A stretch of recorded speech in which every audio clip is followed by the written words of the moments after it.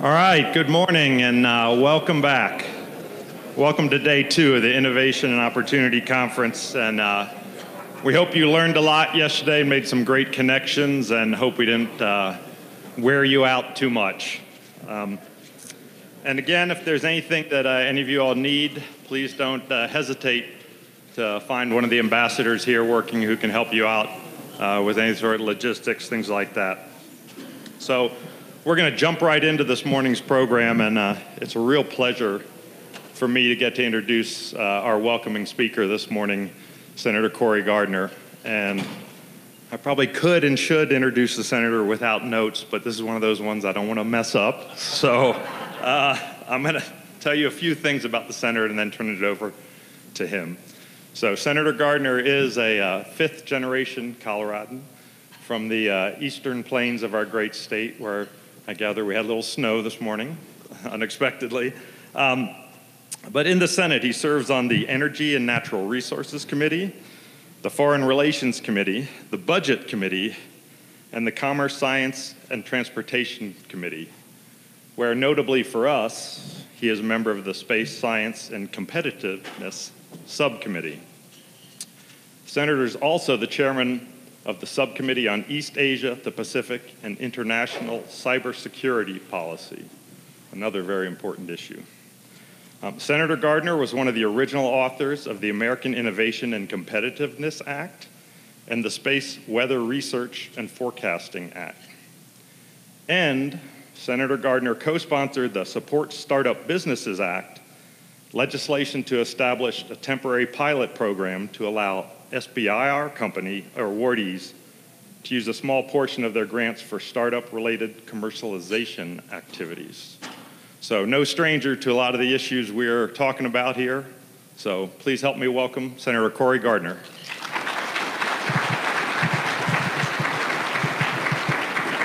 Well, thank you very much. Thank you, Art, very much for the kind introduction. It's great to be here this morning, and it was snowy on the eastern plains this morning. I live in a little town called Yuma, Colorado.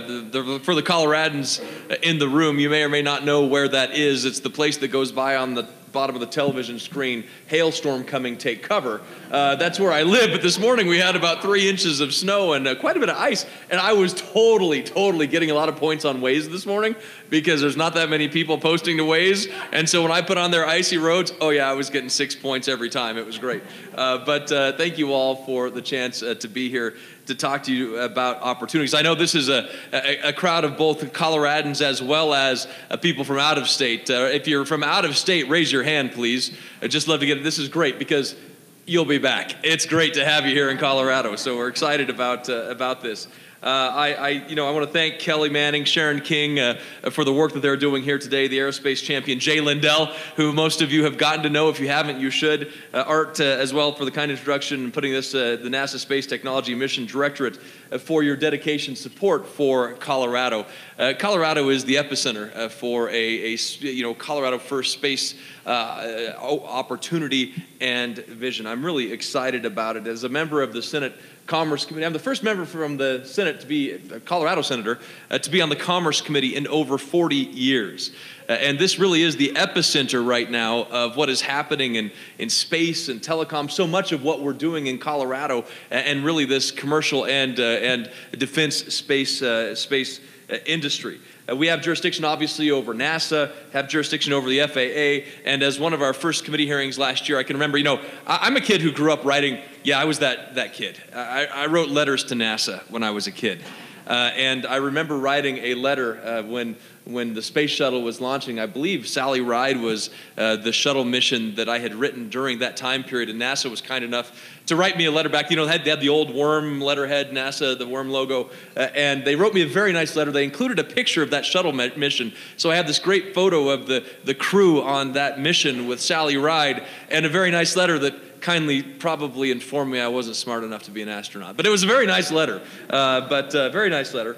But always been engaged in this. I was excited to work this year on the Support Startup Businesses Act, as Art mentioned, which was included in the National Defense Authorization Act. This legislation that I sponsored was included because we understand the importance of getting to work and helping every bit of the way when it comes to innovation, to research, to technology, and to making sure that we move beyond just the hands of government, just beyond the hands of our research institutions, just beyond the hands of our private sector, but that we actually combine all of the efforts together so that we can learn from each other, that we can innovate together, that we can ease those opportunities to do so in a more collaborative, innovative, and creative way. The legislation stresses the importance of government partnering with startups to adopt new technologies that advance our national interests and our national defense.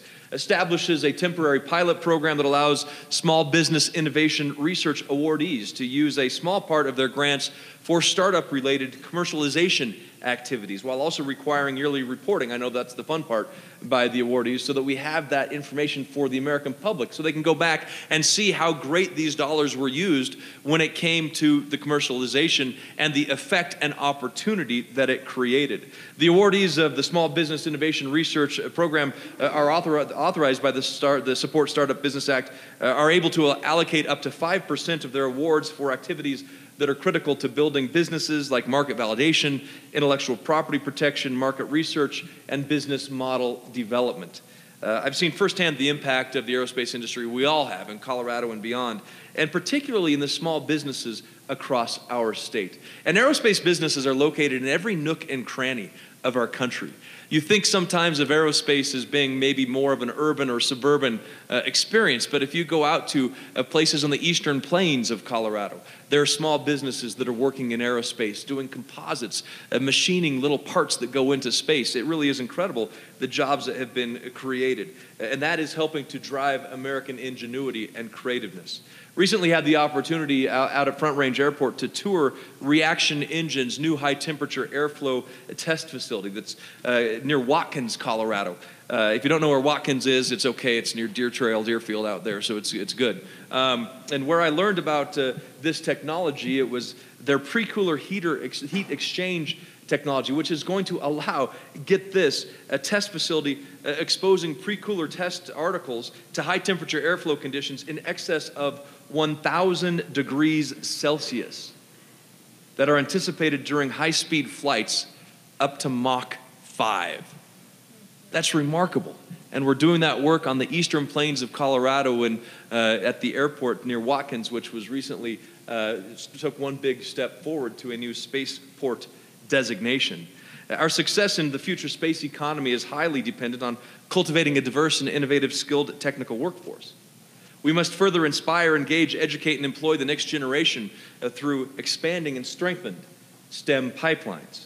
I've introduced the Chance in Tech Act with Senator Martin Heinrich from New Mexico to encourage an industry-driven approach to creating apprenticeships and closing the technology skills gap, as well as legislation that can create incentives for businesses to attract and retain talent. One of the biggest concerns I hear from employers around the state of Colorado is how do they find and retain the employee pool that they desperately need. This morning, if you saw the new economic reports, the people applying for unemployment benefits, down to the lowest levels since 1973.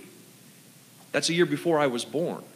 This economy is moving, but it makes it very difficult for businesses to attract talent and keep it. So I've introduced legislation, the Student Loan Repayment the Student Loan Repayment Acceleration Act, which would allow businesses to do what they're already doing, but getting Washington out of the way. Many businesses around the country are allowing, they actually make a payment, a student loan payment, assisting their employees with their student loans. This would allow that business to make up to a $10,000 contribution to a employee toward their student loan. The business would no longer have to pay a payroll tax or unemployment tax on that $10,000, up to $10,000, and the employee who receives that student loan benefit wouldn't have to pay an income tax on that student loan benefit. So many businesses are already doing that. Some don't, but maybe this will be an incentive for people to start doing it, an incentive for others who are doing it to make that dollar even stretch further. And this could be a partnership. Maybe the business will contribute 90% of that. Maybe they'll contribute 10% of it, but they can tailor it the way they need to help meet their workforce needs. And I hope that it becomes a great way to partner with employees to help retain and attract a talented workforce. Aerospace is an incredible role in Colorado's economy, thousands, hundreds of thousands of jobs across this state, and I'm certainly proud that Colorado is a leader in aerospace. I want to end it with this story. I had the opportunity about a year ago to travel to Jordan. We were meeting with various defense leaders, the government of Jordan, and as we were flying into Amman, Jordan, I couldn't help but look down and that town. It was about dusk, and this town was just packed with cars, traffic jam, that were traveling on streets lit up by street lights, flying on this great plane. And I couldn't help but think about the innovations that created this moment. The cars that were developed by American ingenuity and know-how. The opportunity to have streets lit up by the best and the brightest minds in the United States. Flying on an airplane that was generations descended from great inventors. To continue the greatness that created those world-changing technologies, we have to make sure that we have policies that reflect continued advancements in research, innovation, opportunity, to attract the best and the brightest minds from around the world to come to the United States, because this is a place where we think big. To come to Colorado, because this is a place where we think big and do big and great things that change the world. That's what each and every one of you are doing today. The government can't do it alone. We have to do it together. The partnership between business, research, innovation, all of you should be proud of the work you do to make our country a stronger, better place that continues to be the beacon of hope for the world. Thanks to all of you. Enjoy the rest of the day. And I think we're going to get a little snow a little bit more, so if you stick around the weekend, have fun. Thanks.